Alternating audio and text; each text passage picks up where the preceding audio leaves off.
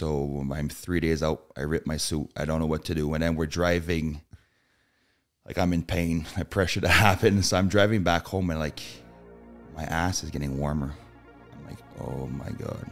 So I don't know what to do. And then when I get home, I realize that my seat warmer was on. I'm like, oh, okay, Oh good. boy. That's what's happening.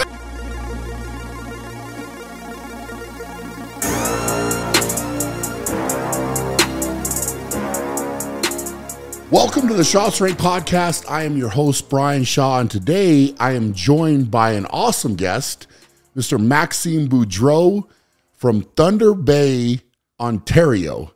Yeah. Hey guys. Yeah, how you doing, buddy? Good yourself? I'm doing great, man. So for anybody that does not recognize Maxime, Maxime has been on the strongman scene for a while and has recently made some really big noise. Last year was an amazing year, finishing on the podium in third place for the 2021 World's Strongest Man. I feel like that was a really big statement for you, man, and kind of put your name on the map in a lot of ways. Huge accomplishment. We'll get into that more. But first of all, how are you doing, man? How is it being down here in Colorado? Feeling great. It's basically a dream come true. Like I'm training with you guys at the gym. Just learning stuff from you guys and just bringing that back home is just going to be a big change for me, and might as well do another big statement this year. 100%. And so we're obviously both prepping for World's Strongest Man. It's been great having you come down as well. I made a statement in one of the videos here for YouTube. You know, quite literally, I finished second, you finished third. Two guys on the podium from last year training together, getting ready for the contest. I mean, iron sharpens iron, right? So, you know, the better quality competitors that I can train with, it makes me better, makes you better, right? So it's a win-win. So it's really been awesome having you down, man. But I have a lot of questions for you. I have a lot of questions, sure. and I want to learn more about you, you know, because obviously we've competed together, several times now over the past few years. And I want to kind of figure out where your motivation is, where your hunger comes from. I feel like you're a guy that may not say a whole heck of a lot, but when you go in to compete, you get very psyched up, you get ready to go, and you always leave it all on the platform, right? Like you come into a contest, you really, from what I've seen, wear your heart on your sleeve, right? Like you're have a lot of emotion coming in. And so I want to kind of dig in a little bit more to where that comes from. And what maybe makes you tick a little bit more, right? So growing up, did you grow up in Thunder Bay in that area? No, I'm just a bit more up north in a small little town, Kapuskasing, and maybe 9,000 population over there. Okay, Yeah. so not a huge area. So growing up, what was it like there? We play hockey during winter and baseball during the summertime. That's about it. Yeah. So hockey and baseball, and Yeah. I know hockey's big up there in Canada, right? And it was big news when when the Avalanche came here to Colorado, because that was a team from Canada. Oh, yeah, that's right. Yeah. It was based in Quebec, right? If I remember right.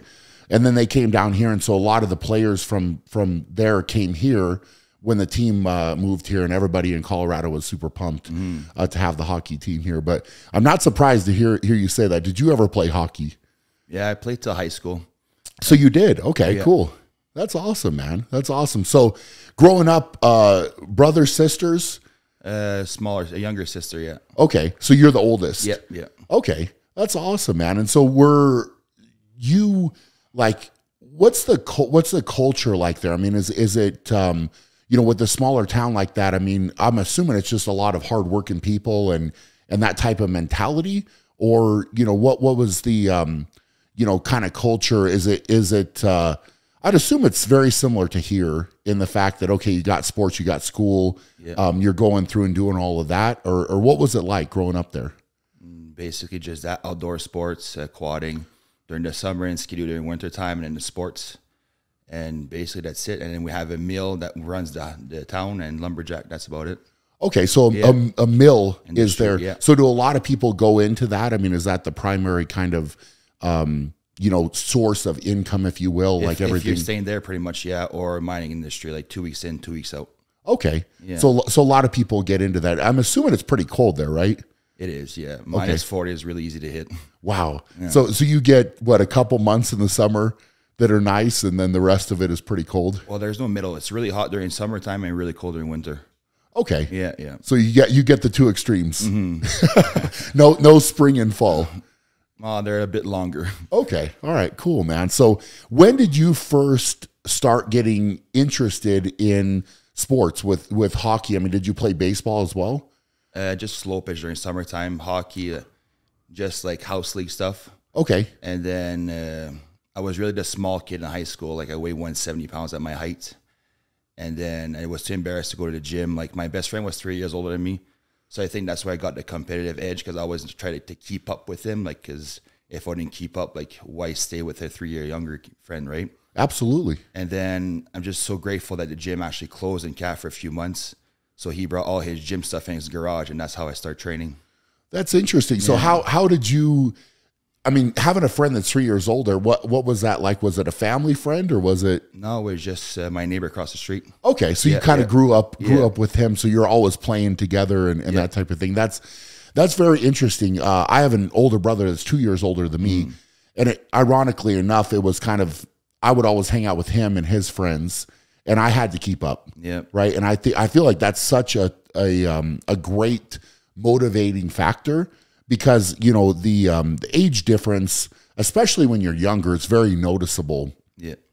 For males until you get into, you know, maybe later in middle school, high school, you know, you maybe catch up a little bit more. But even the difference between, say, 14 and 17 is a big, there's a big gap there. So trying to keep up with the, you know, older guys is challenging. So it's interesting that was kind of one of your motivating factors. Yep.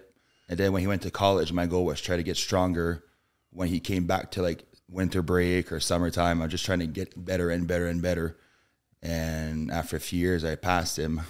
That's awesome. Yeah. That's awesome. So you made a comment there, and you said that you were the height you are now, which is what, 6'4"? Yeah. 6'4", and how much? 175, 180. Like, so you're just like a rail. That's crazy. So you were scared to go in and train? Yeah, because or didn't really want to. Well, I was being pushed around in high school, and all those guys just go to the gym. So I'm like, well, I'm not going to go there because, you know, like I didn't feel comfortable. I was a shy kid as well. Sure. And then it's funny because the first time I went to my friend's garage, he put like those sand plate 25-pound per side with a 5-pound bar. Yeah, I know what you're talking about. He's like, let's do that for a warm up. So I unracked the bar, went to my chest, and got stuck right there. Yeah. So he thought that would be a really lightweight. Yeah, but it wasn't. No. That's funny, man. So what caused the gym to close? What was, or why did that transition where he got equipment in a garage? Not obviously, I'm a big fan of equipment in garages, but you know, how did that happen? His dad had all the old stuff in the attic, right? So he kept it. So when the gym closed, he actually had a few, like the bench press, the Weider bench press with all those plates, and that's how we started. And 2 months after, the gym reopened, so that's how I started back again. So once you had trained with him for a couple months, then you felt better to go back in the gym. Exactly. Yeah. So you kind of got your feet wet.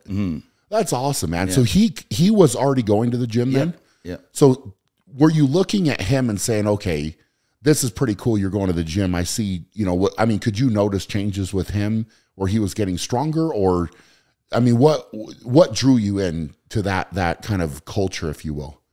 Well, the funny part is that we were watching Never Back Down with a girl I was trying to hook up with. Okay. And then she's like, oh, that guy looks really good because he works out. So I'm like, this is, you know what, you touch, it's a motivating factor. Yeah, it really is, especially for younger guys. I mean, I know myself, right? Once I started training, I gained so much more confidence. Yeah, I felt better. You know, and you know, as a younger guy, it's like, hey, if the girls are going to notice this, you think it's going to be a great thing. Yeah, and it's something that you think about. So I mean, I get that. It's like, not strong enough, maybe feel weaker, and then you're motivated by that. You want to be stronger, more confident. Yeah. So that's pretty cool, man. So a couple months in, you go back to the other gym.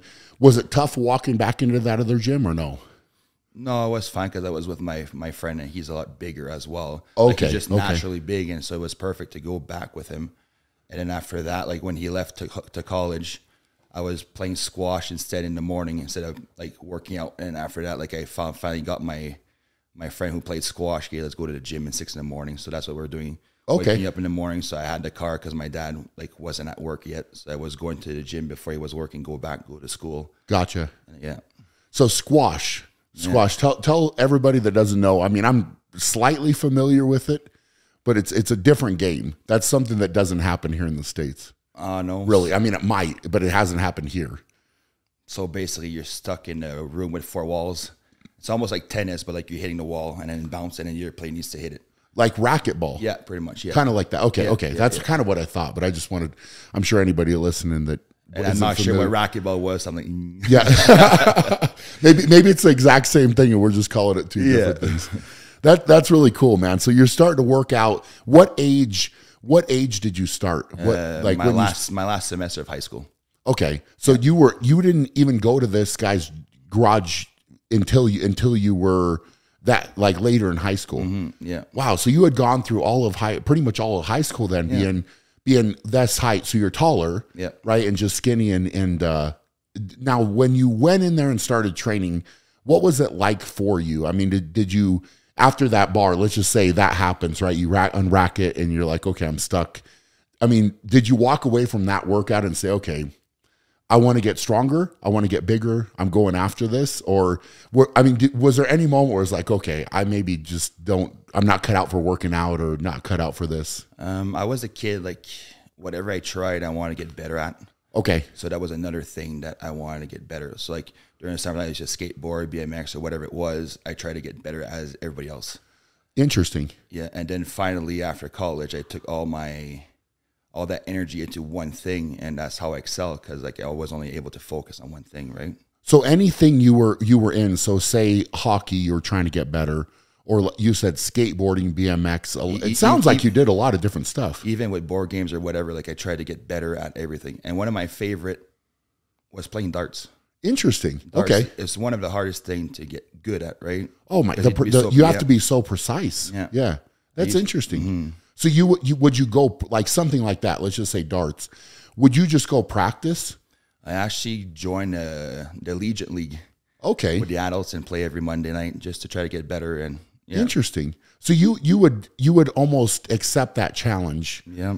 And you loved it. That's so fascinating to me, because it makes sense to me, because I was very much the same way. If I did something I wanted to improve, and I would go practice on my own, even at a young age, where a lot of my friends wouldn't do that. It was kind of like they were okay if they weren't great at something, or they couldn't do it very well. I had to practice. So if I was going to enter a contest or do something, I had to go practice. I had to try to get better. And that made sense for me from a very young age, where a lot of people wouldn't do that. So you being motivated to go train in the morning, or even go join a league to throw darts or anything it speaks volumes to me about where your mindset was, and how you wanted to approach your training and everything else. And it makes sense where you are now, I guess. I mean, it's almost a foundation of approaching things. And I think when you're competitive in one thing, you'll be competitive in everything else. Yeah, exactly.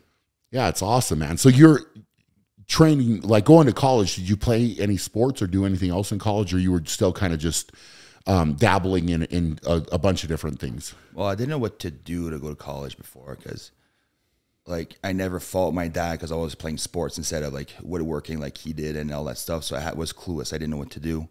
Like I wanted to maybe like go do a hygienist, just because there's not a lot of guys in that like domain, so it would be an easier job. Or like, but until I start working out, I'm like, oh, let's go do like personal training. So I went to health and fitness promotion in college.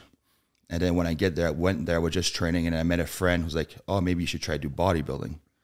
So I got hooked on that and just read everything, went on YouTube, tried to get as much information as I could. Then finally did my first show. And then my second year, I met one of my friends. She's like, you're a pretty strong dude. You should try to come do strongman every Saturday. And then that's how it all started. Like I went there, every weekend we're doing sled push-pull, tire flip, log press, farmer's walk. So you were bodybuilding at the same time as starting to do that? Yeah. What age did you start bodybuilding? 20. 20. Yeah. And when did you do your first contest? 20. That's interesting, man. Yeah. So you are obviously already in pretty good shape at that point. I thought back then, yeah. Okay, But look okay. at those pictures, like, It's probably fun to look back. Oh, It's I mean, you create memories with things that you do. Yeah. You know, and I think I look back at some of my earlier pictures too, where you think you look really good, and now, you know, in hindsight, it probably wasn't. Now you're laughing Probably about- wasn't yeah. wasn't as good as what I thought. But you know, hey, it's as long as you're proud and confident at the Mm-hmm. time, man. What was it like with bodybuilding? Like mentally for you, how did you approach that? And I mean, what was it like, right? Because I mean, I feel like that's it's the same but very different, right? Because you have to train and you're prepping for a contest compared to what strongman is. Obviously, you're getting up on stage, you're being judged and critiqued by the judges, the panel, to see if you win or lose versus lifting a weight or not lifting a weight. So, I mean, what was that like for you? Did you enjoy it? Did you enjoy the process? well, my first few shows I did all myself, no coach, no nothing. So I was trying to Wow. read magazine as much as I could to get more experience. And then just lucky enough that he had posing practice every Saturday at the gym that I used to go. So that's how I got better with practicing my first show. Interesting. And then I was really embarrassed going on stage with a Speedo. Like, Of I'm course. a really shy kid, and like doing that, I'm like, holy shit. You had to kind of jump out of your comfort zone. Yeah. But then when I got there, I'm like, oh, everyone's wearing that, so I'm fine, right? Yeah, yeah. But the funny part is that like I started tanning in January to get ready for the show. So I used to shave every Wednesday, trim every Friday, just my upper body, because I didn't want to shave my legs at the beginning just in case I didn't want to do it. Right? Yeah. So I decided to shave in June during summertime. Yeah. And then my upper body was black and my legs were white. That's hilarious. I was stuck wearing jeans the whole summer. Yeah. Yeah. It's different, man. It's Yeah, it different. is. I mean, so you did your first show. I mean, did you enjoy that? And then you came back and did more? Well, because I didn't know what else to do, right? Yeah. And yeah. like I wasn't playing sports anymore. I was in a town where I didn't know a lot of people. So I'm like, just doing something by myself was bodybuilding. Yeah. Of course. Mm-hmm. So you came back and how far into the bodybuilding competition did your friend introduce you to strongman or ask you to come start doing that? In between so I did regional, provincial, nationals as a junior that same year, just because I was qualifying and I was turning 21. So that's the cutoff for junior. Okay. So I started strongman in between my provincials and regionals. Interesting. And then I did another show 2 years later. And then when I tore my pec back in 2016, instead of jumping straight back into heavy weightlifting, because the social media was really hard, like to watch your friend getting stronger and stronger and you're just getting weaker, right? Because you can't lift. So I started training for bodybuilding. So I did a show 5 months after my pec tear. Wow. And I stepped on stage at 275. Wow. Yeah, How was that? it was funny. Yeah.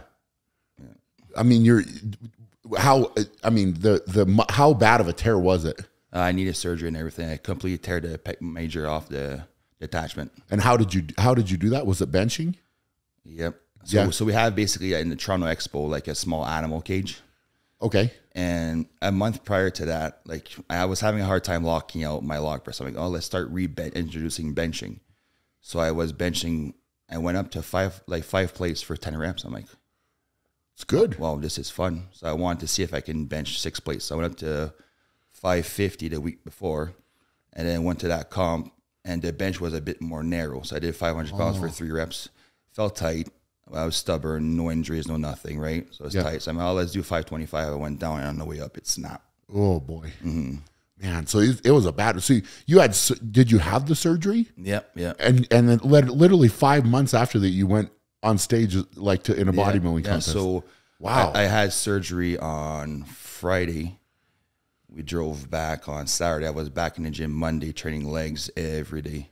I was doing quads one day, hamstring, then calves, and just repeating. That's crazy, Yeah. man. I mean, that's mind blowing because normally a pec is, you're what, 8 months to 12, maybe somewhere in there, depending on how severe it is. But yours was severe enough to have surgery. So did you push it in hindsight? Would you have done that again?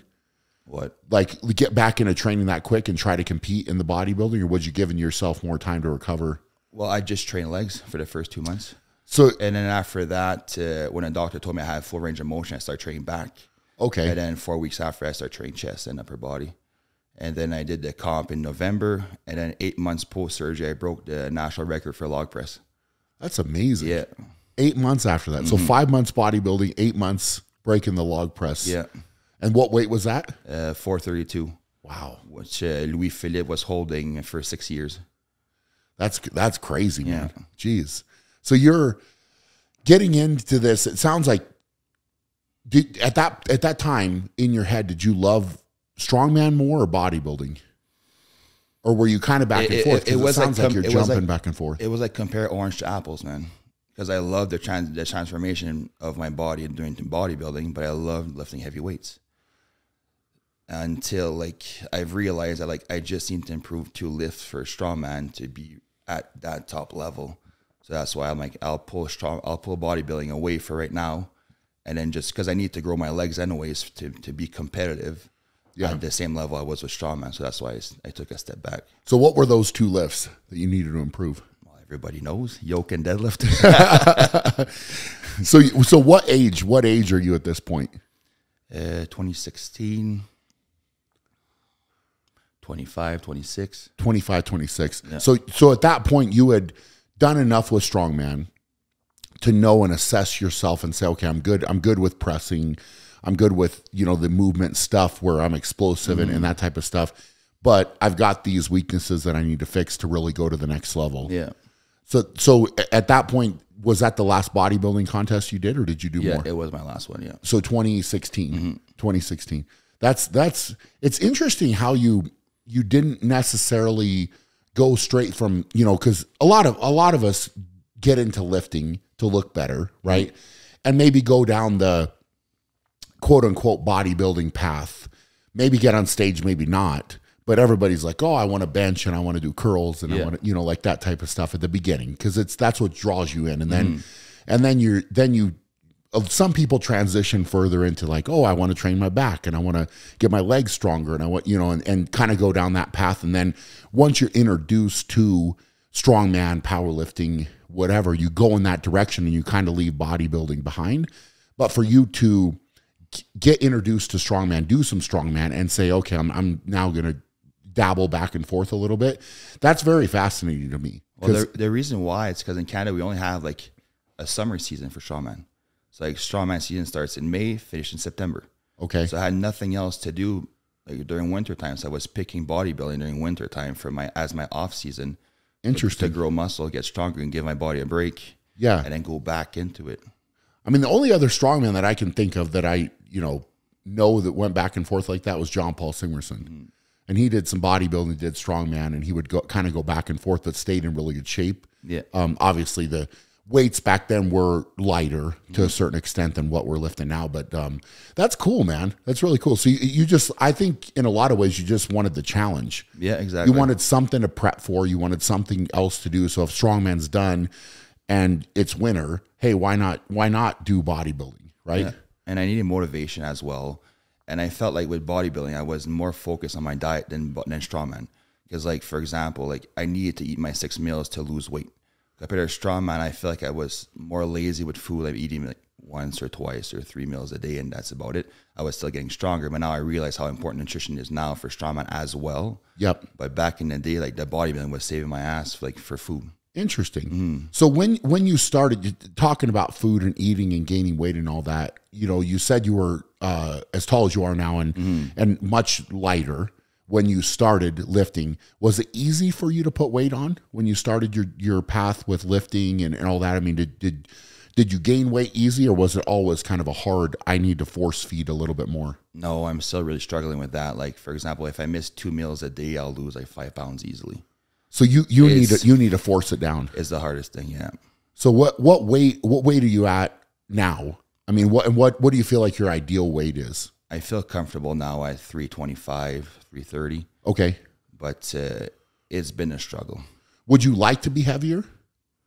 Or you don't really feel like right now, like currently right now as you're sitting here, would you prefer to be a touch heavier, or would you prefer to be where you are now? Are you comfortable? Well, I used to be like everyone used to be like, think the heavier you are, the stronger you are. Yeah.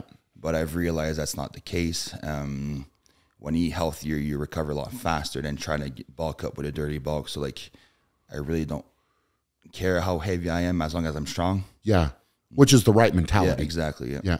I went through a phase there, I know for myself, where I was weighing in way too often. Right. So and what would happen to me at that point, and this is earlier in my strongman career, is I would get on the scale, and if the scale number wasn't high enough, it would literally mentally, I would think, well, I'm weak now, right? Because the number's not high enough, or it's not going up, or it would go down, But when you're weighing in, and I was starting to weigh in every single day, and it would almost dictate my mental attitude. Yeah. Where if I was lighter, I would not train. My training would not go as well, right? Even though it didn't really matter, right? So I had to get away from that, and now I've got to a point where I almost literally don't even get on the scale, unless Nathan or whoever's doing, like with Nathan Payton with my diet, he might ask me to weigh in and say, hey, where's the body weight at? Yeah. And I almost don't even like doing that, because I just want my training to dictate how I feel. Exactly. So, eat, train, and go like that. So it's interesting to me, though, and it makes sense, though, that you need to keep your eating up to keep your body weight up. Yeah.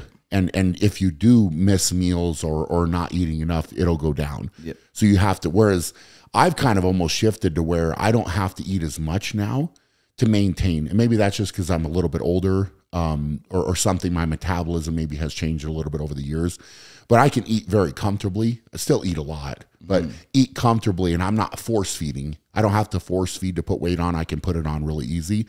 And maybe I got fortunate in that fact where I could gain weight really easy. Yeah, but it happens to me as well, right? Like every year I feel more comfortable. Like if 5 years ago, if I missed a meal, like right now, if I miss a meal, like I'll just go back down to like 310, 315 compared like to a few years back.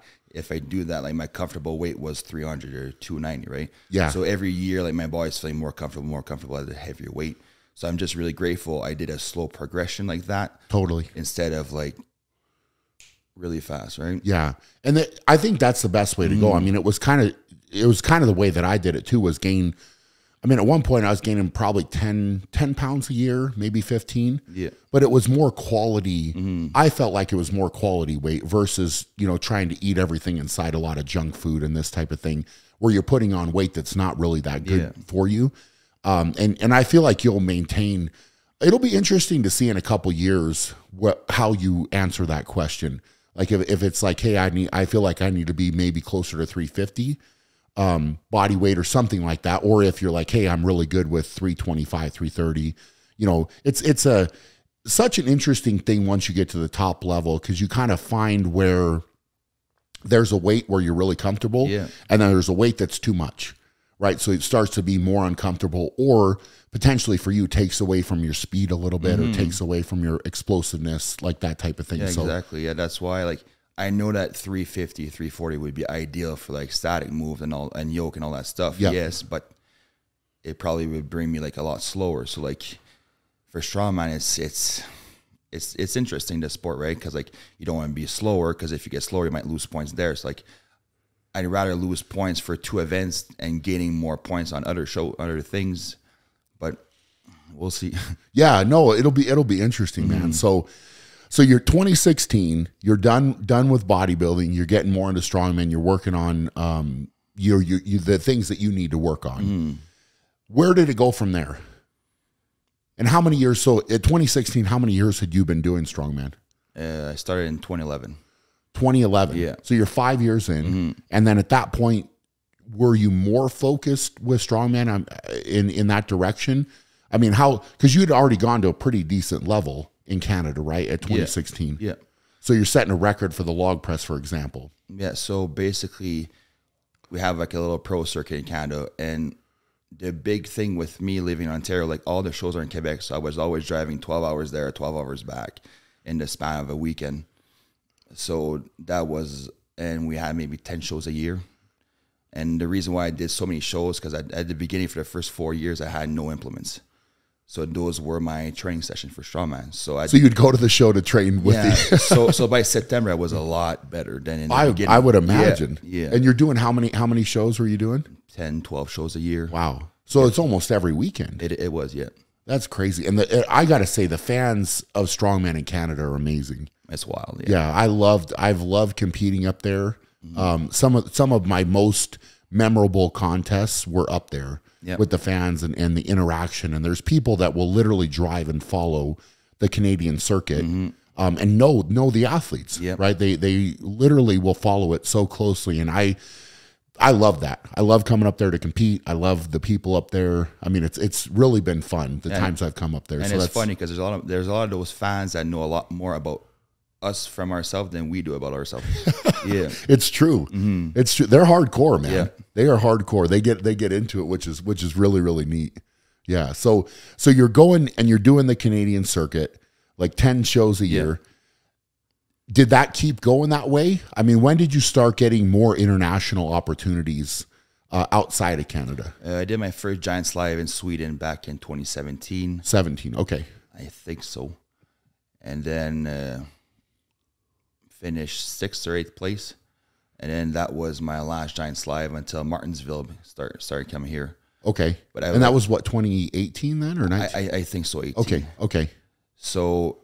but those shows were really hard because there's a deadlift and a yoke out of 5 events. So I was never able to actually showcase who I was, except for like the Warwick show, like where there's 10 events. That was a nice show. 10 events, there's yoke and deadlift, but I still can come up. You've got 8 other events. Exactly. And what's grateful with me is that the other 8 events, I'm able to place top 3. Yes. So that was good. But really the big show to actually show who I was Santa Monica. Yeah. 2020. I think so, yeah. Yeah, 2020. So, we came out. We had a log press. We had a sandbag throw over the bar, which you did really well with. You did great with the log. Farmers. Yeah, a lot of people were talking about you after that show because you were actually leading after what, 3 or 4 events? Yeah, I won the first 3 events and then deadlift and then sandbag. Yeah, so, and this was like essentially, if you would have won that, you would have been into the Arnold. Yep. Right. So it was, but that's the first time. And I knew who you were. I'd seen, I think, whether it was Warwick or where you had competed. Yeah. But like, that was the big one where it's like, okay, you kind of came in a major name with that contest and everybody's like, okay, who's Maxime? Like, let's figure out who this guy is and what he's all about. And that was a big statement for you. Yeah. My Instagram on Friday morning was at 1,500 and by Saturday night, I was at 15,000. Really? Yeah. So you gained like 13,000+ followers. That's awesome, man. Because everybody was sharing your events, and that's great. That's great. I mean, it's maybe overnight, like attention. From that, which is cool. It's really cool, man. Especially after working that long. Because I mean, at this point, you're certainly not a overnight success. Yeah. Meaning, hey, you've been competing for at that point, what, 9 years? Yeah. So you're walking in there, and this is finally the first opportunity. So from there, you went to World's Strongest Man. Yep. Right. I mean, do you think that contributed to your invite?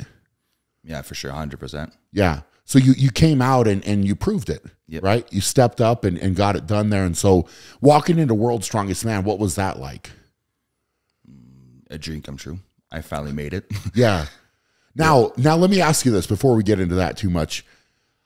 How much, because JF Caron has been the guy. Yep. He's been the guy in Canada for a long, long time. I mean, it was, kind of Hugo Girard and then JF Caron, Christian Savoy for a while there. Yep. Those were the guys that were going to Worlds. And of course, like Louis Philippe did also as well for a number of years.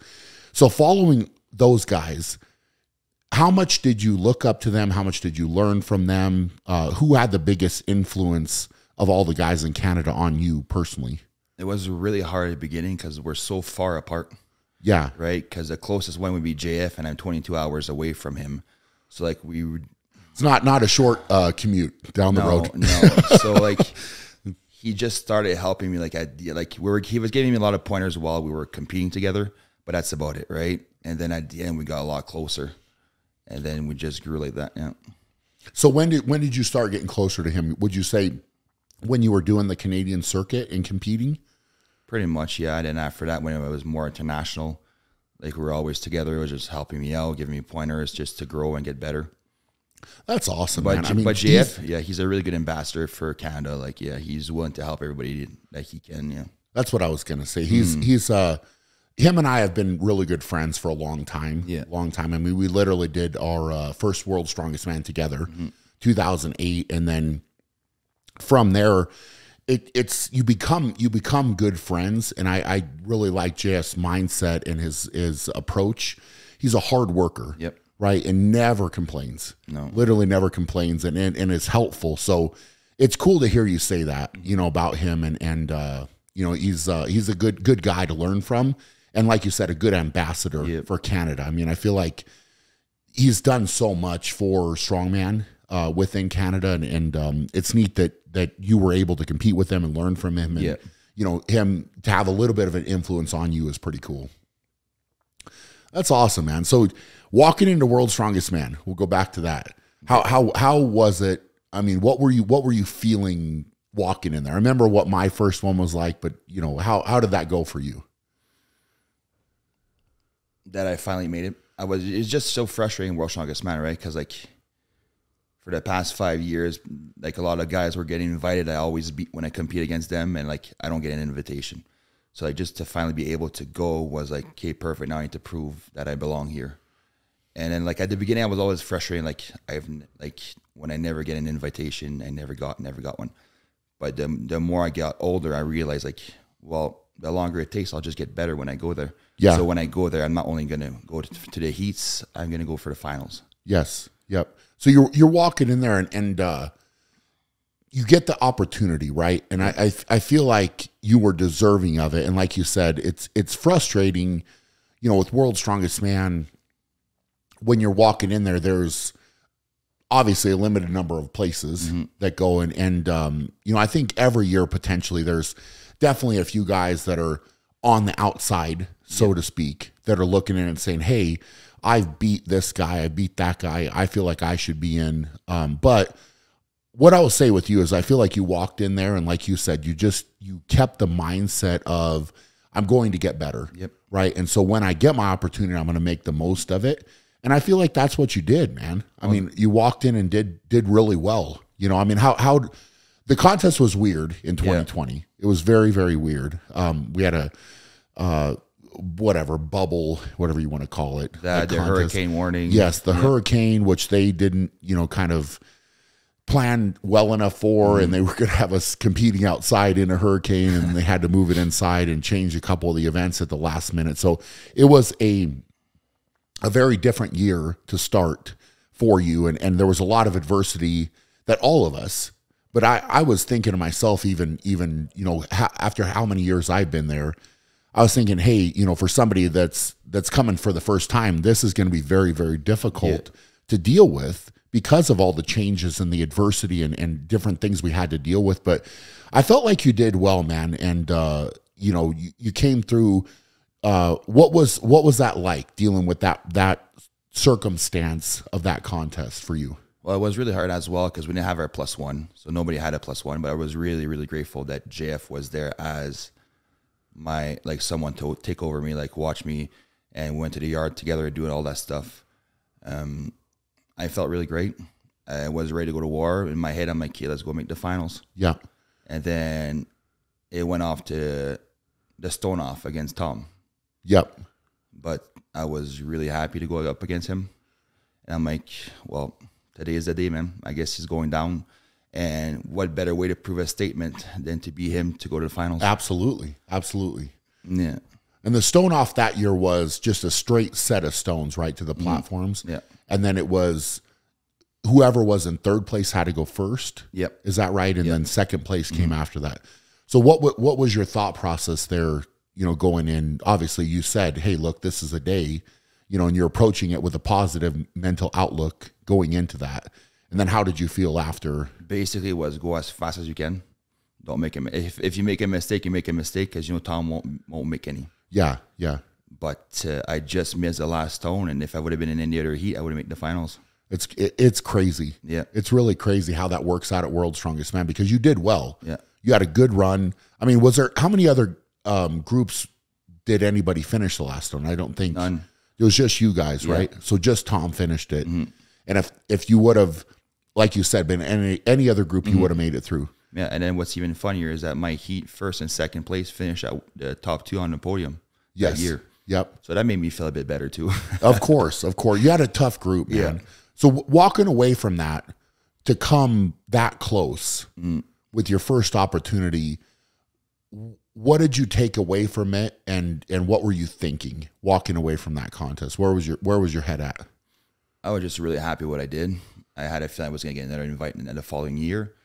And then I reached out to JF to start coaching me to get ready for next year. Okay. So you started working with him directly. Yeah. That's awesome, man. And how was that? It was great. I really enjoyed my Sunday meetings with him. Every Sunday we're just talking for 30 minutes. Yeah. Just having fun. I got to know him a lot more as well. I can imagine. Yeah. I mean, and you have that relationship that is built through the coaching. Yeah. But also he wants to see you succeed and do better. And so he's got an interest in that as well. Yeah. So you immediately started that after World's Strongest Man? I was thinking about it, and then after your show, I went to JF. Okay. I really got fed up of not doing a deadlift. Yeah. So you came out, competed in the Shaw Classic, which was awesome, man. Having you out, you actually set the Canadian record with the log. Yeah. At the Shaw Classic right here in the gym, which is amazing, man. That was really cool moment. And I think a lot of us from that contest that's a special one. It's a special one with what you did and what JF did with the deadlift. Like that's a moment in time that I literally will never forget ever. And I told him that. I told him like this deadlift, just that contest in general was special for me, but also just I feel like the guys that were here, it was something that was really powerful and cool to be a part of. So walking away from that, going into 2021, I feel like you probably had a different mindset. I did, yeah. And you got your feet wet, so to speak, at World's Strongest Man and here. And I feel like you had to have more confidence going in and saying, okay, I know what I'm capable of and I know what I can do. Yep. And then like the prep for 2020 for World's Strongest Man was during COVID. Yep. And our gym closed where we used to train. So then we started to train our little backyard.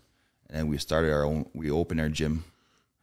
We moved to a garage, and then slowly we're getting piece by piece. So like the 2020 prep, I never touched a stone before the comp.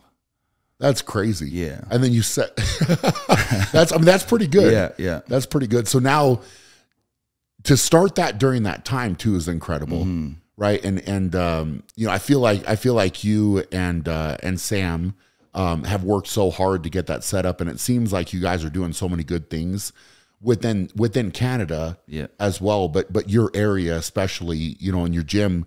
I mean, I've seen you post videos and that type of stuff. It seems like a really fun setup and good place that you guys are building there. No, it's really nice. And Sam's a big part of my success. Like it's really grateful to have a partner who trains. She's my training partner. And like you saw this week, like you can't have a lazy day with her because she's right up your ass. No, it's true. Yeah. That's true. You said that before we started training, and I figured out why you said that. Because Sam is a very hard worker and also very strong. Yeah.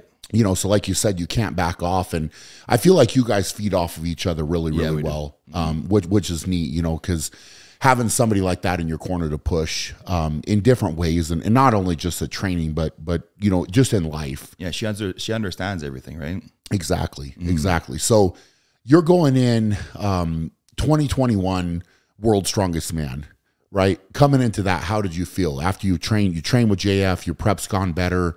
I feel like everything, your setup was better, probably. Yep. Going in. So what was your mindset there? Just my goal was to make the finals. This year I'm making it. I've been training stones really hard. I was able to do, by the end I was doing 460-pound stone for 3 sets of 5 over 56. That's perfect. So whoever I had in the stone, I was ready to win. Yeah. So you prepped, I would imagine, harder for that, the stone off, and to be prepared for it if you needed to be. But I'm really good at stone, so that's why I hate training stone because of tacky. Yeah. So that's why I never did it.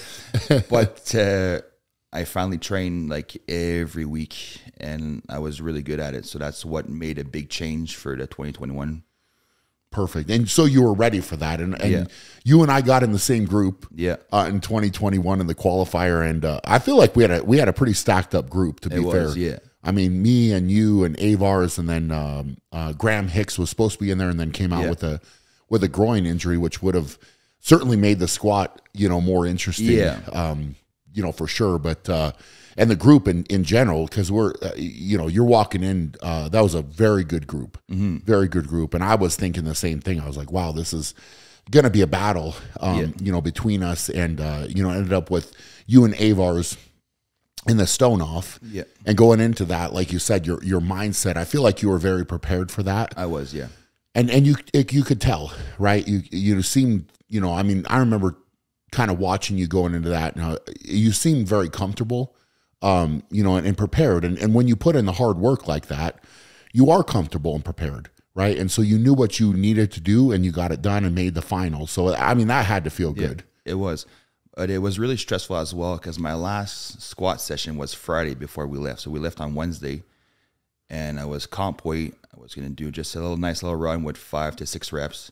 On my second rep, going down to touch the box an inch, I felt a big rip in between my legs, so I dropped forward. I didn't know what happened. So I'm like, Sam, take off my pants. Yeah. I ripped my suit. Oh, boy. So I'm 3 days out. I ripped my suit. I don't know what to do. And then we're driving, like I'm in pain. I pressure to happen. So I'm driving back home, and like my ass is getting warmer. I'm like, oh my God. So I don't know what to do. And then when I get home, I realize that my seat warmer was on. I'm like, oh, okay, good. Oh, boy. That's what's happening. But then it was just really nice, like, because the community like just reached out to me. Yeah. And then the massage therapist that was there got me a suit. Interesting. But it was great, but not at the same time, because he found me the same size of suit, but it wasn't single ply. It was a double ply. Oh, boy. So I need a So you had trained single ply the Yeah. whole time. Wow. And then when you go to single to double, you should have like a size bigger. Yes. So I needed a forklift to bring me back down to wear the suit properly. So the squat, I never felt the bar on my back. I never felt the bar touching the pads. Wow. So that So at the contest, you had to wear that suit for the first time. Yeah. Boy, that's tough. That's tough to go in like that. Yeah. And I was repping 700 pounds for 10 reps before with the other suit. Yeah. So I'm like, I'm just going to be Gavin and try to stay in third place and just move on. Yeah. Man, isn't it funny sometimes the adversity that people don't know about, Yeah. That you have to go through and overcome. And this is, all of us have been through it, like in one way, shape or form like that. But, it's a challenge you're presented with. You didn't even say anything. Not that I guess you would tell me I'm in your group, like you don't want to say, hey, I'm using this new suit or whatever, but it's something you had to overcome, which is, it's fun to hear now that you were able to overcome that. Obviously probably didn't perform as well as you wanted in the squat then, because of that. But, you had some great performances in the qualifier though, man, really. Like the coming out winning the first event with the medley was good. And I feel like that set the tone. Yeah. For you going through the rest of the qualifier as well. So getting into the final, you win the stone off with Avars. That had to feel good, obviously. Yeah. And just kind of that weight off of your shoulders, so to speak. Exactly what it was. Yeah. Yeah. So you're kind of like, okay, I get to let this breath out and say, all right, I made the final. I did what I wanted to do. Now, what were you thinking about the final? I mean, did you have any thought process of I'm going to be on the podium, or going in, like how did you feel? No, I'm thinking like, yeah, I might be able to beat 3 guys maybe. Okay. And then I watched Big Low's prediction, and he put me in 5th place. I'm like, okay. Yeah. So I just went in to have fun. I just had fun. Then after day 1, I'm in 3rd place. Yeah. I'm taking a shower right after, and I started laughing. Sam's like, "Why are you laughing?" I'm like, "I can't believe this. I'm in 3rd place." I'm like, "Can a hurricane hit or something and stop the show right now?" That's awesome. Yeah. But no, I finished strong. I did what I needed to do, and I finished 3rd place. Yeah, that's awesome, man. I mean, that's very, very huge. Because a lot of guys train their entire career to get a top 3 Yeah. at World's Strongest Man, and you know, to do it in your first final Yeah. is something really, really special. Ironically enough, and I just literally just thought of this right now. Do you know where I finished in my first final? Third place. Third place, man. So we have something in common. Yeah. We have some, and it was also my second year at World's Strongest Man. Oh yeah. So the first year I got third in my group. I didn't make the final Yeah. my first year, and then came back and got third place. So that's something, Same thing, yeah. something we've got in common. That's great, man. So, you know, coming off of that, do you feel more pressure now going into this year's World's Strongest Man, or you know, where's your head at? I mean, I know how I felt, you know, coming off of a third place, getting on the podium and that type of thing, going into my next Worlds after that. But where's your head at right now? I mean, we're sitting, you know, it's quickly approaching. Yeah. Quickly approaching. I mean, where are you at with that? Well, before that Worlds, a lot of time I was wondering, like, why am I still doing this? Okay. Because you wake up some morning, you're sore, like it sucks, man. You know how it is. But I think that World's Strongest Man gave me a lot of belief in myself. That Okay. I'm able to do it and I belong there. Yes. So that it's possible to be able to do there. And I never expect, like, before that show, my goal was just to make the finals, right? And just be one of the best and just enjoy it. But now I believe in myself that I can maybe one day win it. That's interesting that you Yeah. say that, because you're now, what, 10 years in, Yeah. roughly, maybe a little bit over 10 years, I guess, if you started 2011. Yeah. So to have that moment 10 years in to your career where you get a taste of it, you make the final, and you're right there. And, you know, all of us, I think at that level, you can break down the contest and say, well, I could have picked up a couple points here. Yep. I could have picked up a couple points there. And that's the way you should analyze it. And I mean, this now goes back to you growing up.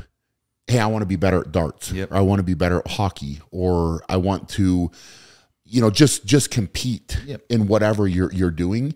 So I would imagine that right now, this year, you've probably thought about that more than a couple times, Yep. about where you need to get better. And, you know, there's always improvements to be made, right? And I've always kind of said with myself, I can go to a contest and compete, I can learn, and then I can come back and apply that and get better.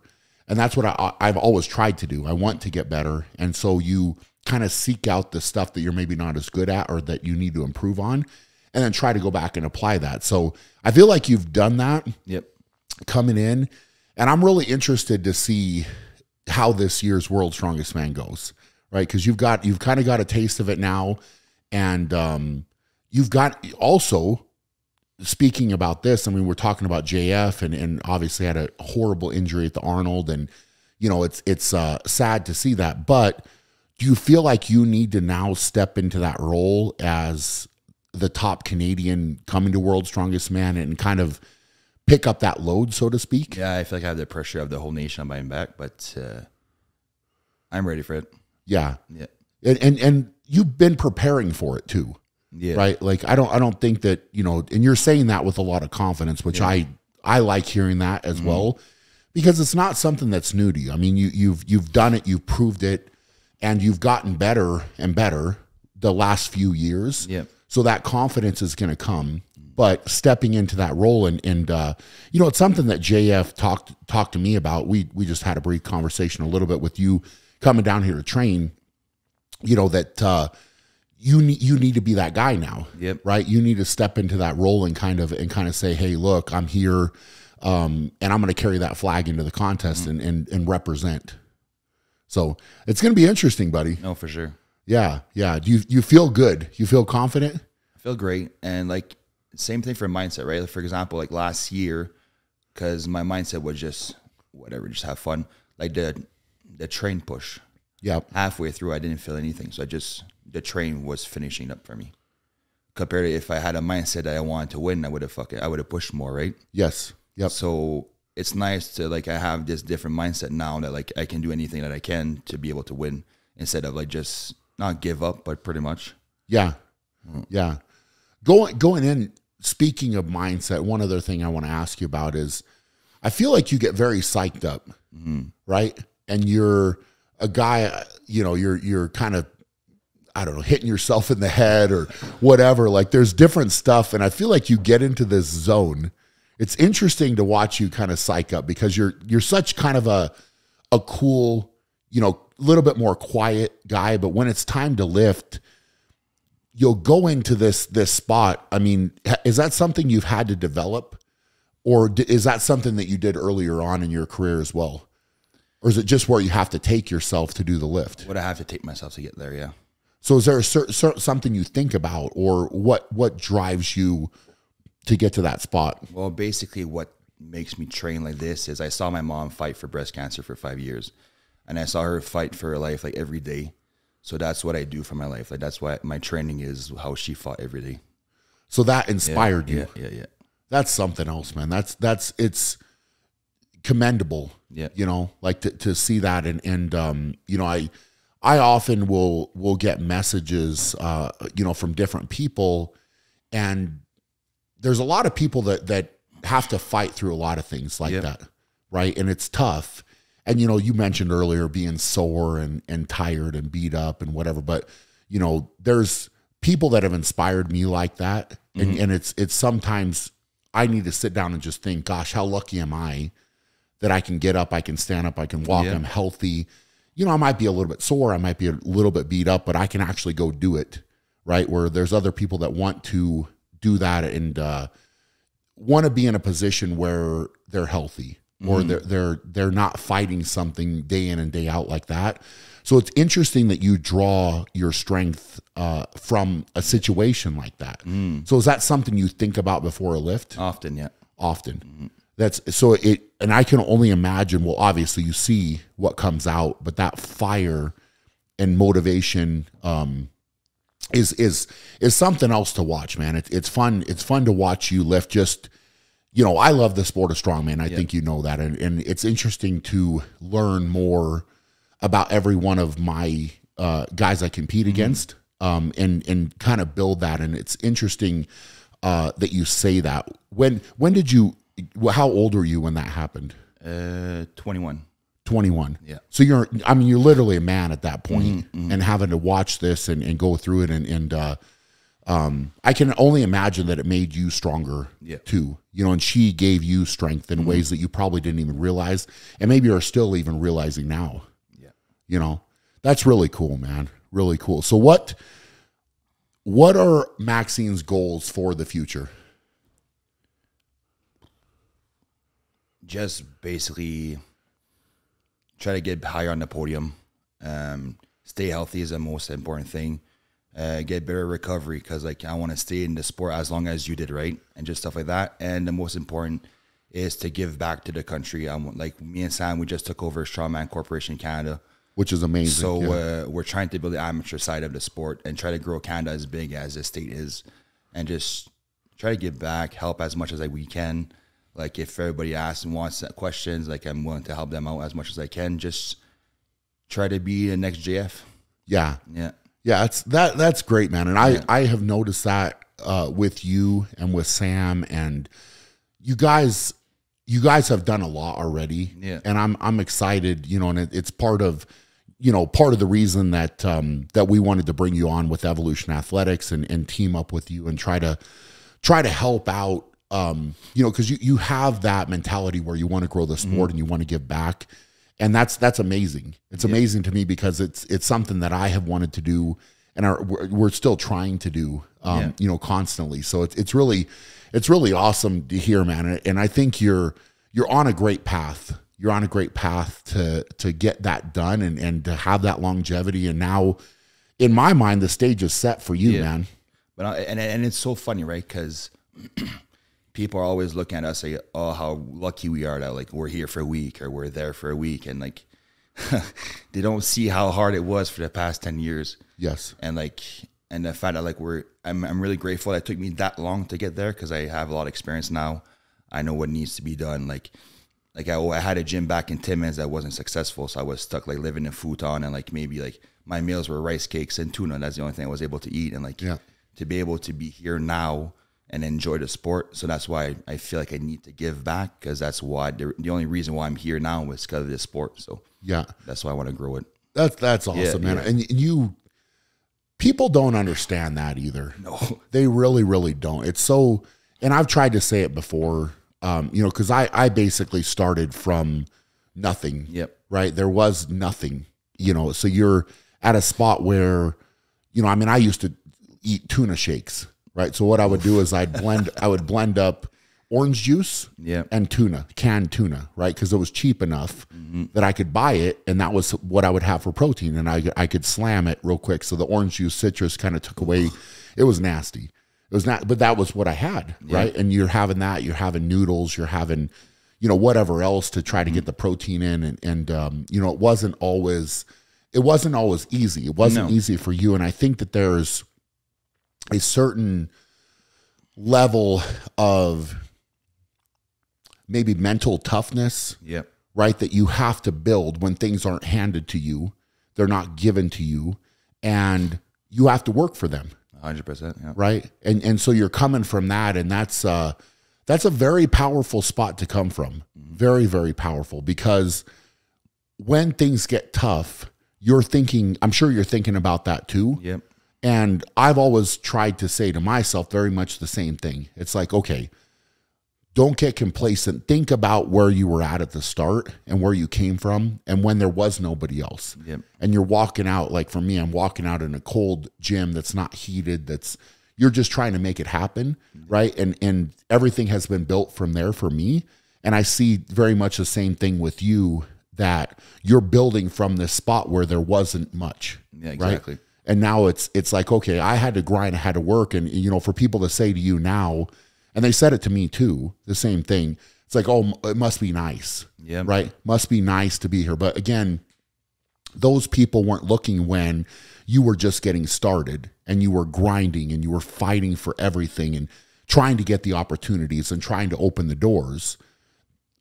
Was it nice then, right? It's easy to make that type of comment now in hindsight, but all those people don't look at the book, so to speak, that was written before this chapter. Right. So now you're into a chapter where, okay, yeah, you know what, it is nice, but it's taken me, you know, 10 years or more, right, of grinding and hustling and putting in hard work to get to where you are now, to open the door, to have the opportunity. Then it's funny because I remember, like, when I used to buy my first bodybuilding magazine of the big guy on the cover, I used to like give that to the cashier. The cashier looks at me and smirk because I'm the small guy, right? Yes. But now it's funny because now you're the bigger guy. It's come full circle, man. It really, really has. It really, really has. Well, I appreciate you coming on, brother. Thanks. It was great. Yeah. It's been a lot of fun, and you know, I'm very excited for your future, man. I'm excited for where you can go, what you're going to get back to the sport. You know, and I'm sure there is a lot of people in Canada that are behind you. You're gaining more fans all the time. And you know, it's inspirational to hear where you came from and you know, building up to this. And you know, it's fun. It's fun to learn that. And you know, I can understand a little bit more now where that fire, where that passion comes from with you. And I'm excited, man. You have any final thoughts you want to share with everybody? No, I'm just grateful to be here, grateful to be part of the team, and just keep growing the sport. 100%, man. So where can people find you if they want to find you, or, you know, with your gym, if anybody's in Canada listen to this that want to, you know, come and contact you guys or compete in Canada, you know, like with the Strongman Corporation you guys are running there? Just on Instagram. We have our group training, Maximum Strength Performance, on Instagram as well. And then we just finally launched our website last week for Strongman Corp Canada. That's awesome. Yeah. That's awesome. So people can go there and kind of learn where the contests are going to be. And exactly. And that type of thing if they want to get involved. And then our biggest goal for this year, next year, is try to make like not only a seasonal sport in Canada, but like have venues during winter time as well. So, I mean, because it's not like it's cold there or anything, right? Snows comes in the way a bit. Training sandbag toss for January for March show was kind of annoying. Yes. Yeah. You're literally digging out snow to try to train. Yeah. That's awesome, man. Why? I think you guys are going to get the job done. And I think a lot of people are excited to see what you can do and see how you can grow there. And you know, obviously are excited for you to compete, you know, with World's Strongest Man. And I know the Canadian fans, man, They're pretty passionate. They're special, all right. Yes, they are special. They're special, and like I said, I've enjoyed all of them very much. So it's neat to have you here, man, and I'm looking forward to competing with you at Worlds and seeing you there and helping you out wherever I can with the contest and to see you succeed. Thanks, I really appreciate that. You got it. So for everybody watching or listening, if you guys got something out of this podcast, if you enjoyed it, please share the show, because that's how we're going to grow the podcast more and get it out to more people. And we're going to keep, trying to bring you guys good content, with the podcast and, share stories like Max has and hopefully inspire you guys and have you go after your goals and dreams and put in that hard work. So appreciate you guys. Love you guys. Hope you're doing amazing. For now, go out and be great, and we'll check you guys later.